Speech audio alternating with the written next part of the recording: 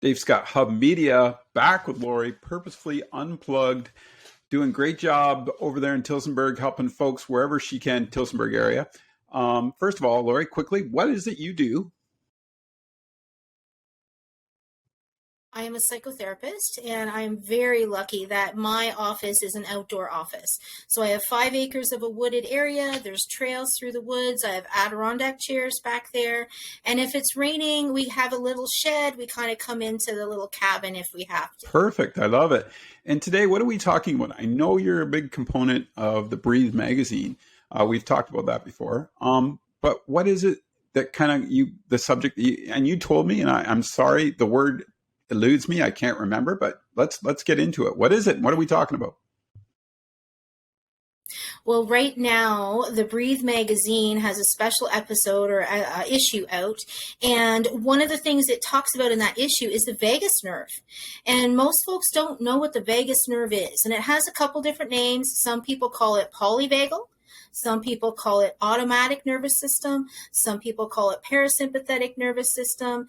But really, it's all the same thing. We have one nerve that's a cranial nerve that runs all the way from our brain through our torso into our abdomen. And that nerve is really regulating things like heart and breathing. So when someone comes to me with anxiety or depression, or they're just feeling anxious and have panic attacks, I always start with polyvagal system. Okay. And I know that my recollection of that, it has a lot to do with fight, flight, right? Or freeze. Is that one of the components of it? Mm-hmm. So it absolutely is. So the way that we commonly talk about that is fight, flight, freeze. Right. Absolutely. So if your parasympathetic nervous system is triggered, that's the fight or the flight. If it's inhibited, that's the freeze or the shutdown. But there's a third piece to this system too, and it's our social piece. So as you're reading my body language, as people watching this are reading my body language, you're already reading kind of my social connection and interaction. And Dave, that's huge. As a therapist, when we're in the room with someone or when I'm back in the woods with someone, really breathing, body language is so important, and it's part of our human connection. So really that human connection is part of this whole system that involves adrenaline, that involves cortisol, and it's always going on in our body, but some of us aren't really good at regulating it. So learning to regulate it a bit better, like emotionally, is that kind of where you think there's a big correspondence? And my quick question on that one will be, what will happen to you if you have too much of one of those? So if you're constantly in fight mode. Oh, constantly in that fight or flight mode, your body responds that way. Your body gets used to that. Your body then desensitizes to other things, and it's much harder for you to relax and calm down. So you might have a friend that's an overthinker. You might have a friend that you're calling type A. You might have someone like that in your life. It's very possible that their nervous system is functioning in that fight or flight, cortisol and adrenaline, a good portion of the time. But then that's affecting our lungs and our heart and our liver and the rest of our body. So there's good reason to kind of slow it all down, think about it a little bit, and really think about strategies to shift it if a person thinks it's a good thing for them to do. And if you are in that mode, and it's like you can't pick up on a person's communication cues, like we talked about with body language, you're so focused on that other, you don't realize it, you don't see it, do you? And that's probably where a lot of folks can't understand that communication component of it, I guess. Would that be relevant to say? I'm guessing. It could be. I mean, this could be where someone's responding in anger a lot of the time. This could be where someone's defensive a lot of the time. And that's okay. It's just our body's response. And something caused you or that person to get to that level. But it's really thinking about, how do we calm it? Does the person want to calm it? So if a client comes to me and they're dealing with anxiety, depression, panic attacks, this is always a good place to start. And honestly, Dave, it's as easy as thinking about your breathing pattern.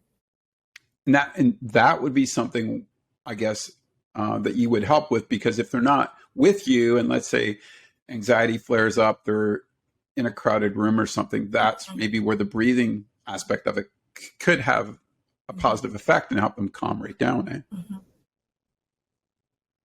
Absolutely. But when we're in that system, our breathing is shortened and we really get to a point where we're not even realizing how shallow and short our breath is. So, absolutely, learning some breathing strategies, and there's lots of them. So, when I'm with a client, we usually try a few different breathing strategies, see what fits, and then a client will practice those breathing strategies to see what fits for them. And if nothing works, we create one.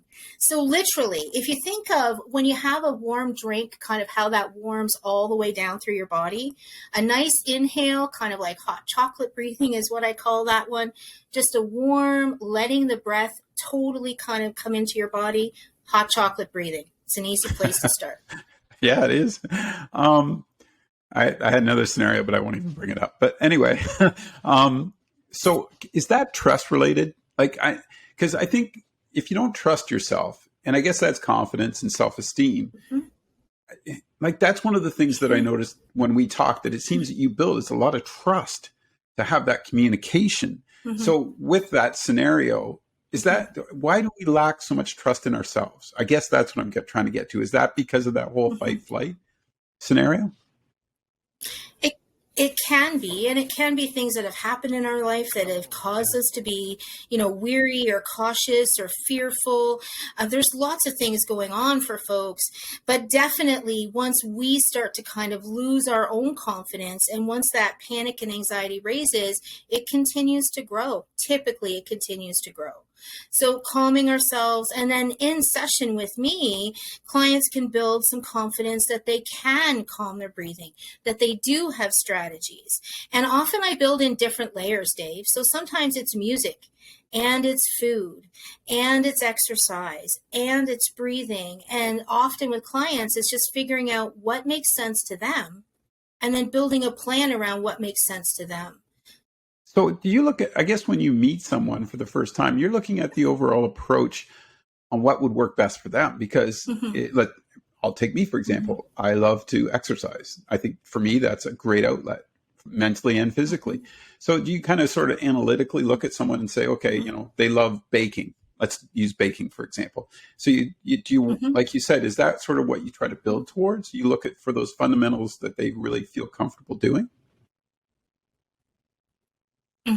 Absolutely.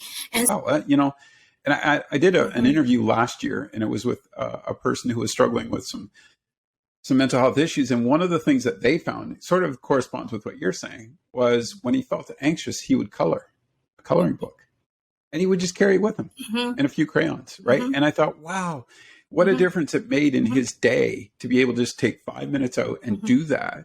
And this is a gentleman who's in his 30s, 40s. But I thought that is so cool that he can recognize and have that coping mechanism in place. So that helps him, when anxiety or anger raises, there's an opportunity to shut it down really quick, because here's his alternative, right?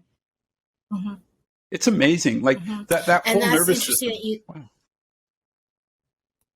Go ahead. And it's interesting that you talk about coloring, because honestly, that's the biggest thing now is adult coloring.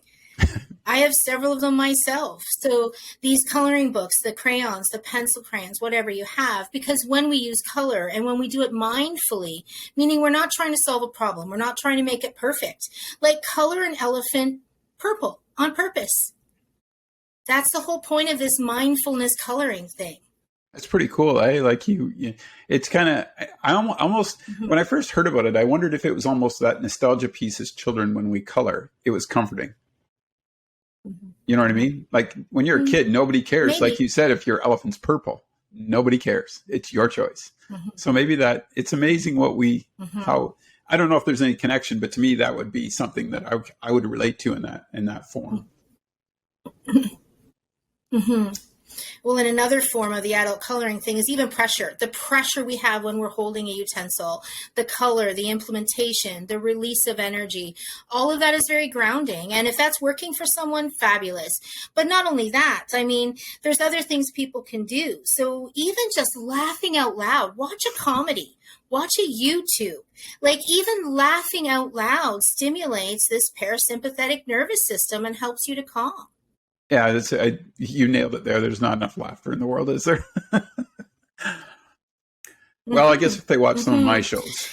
And the other easy thing,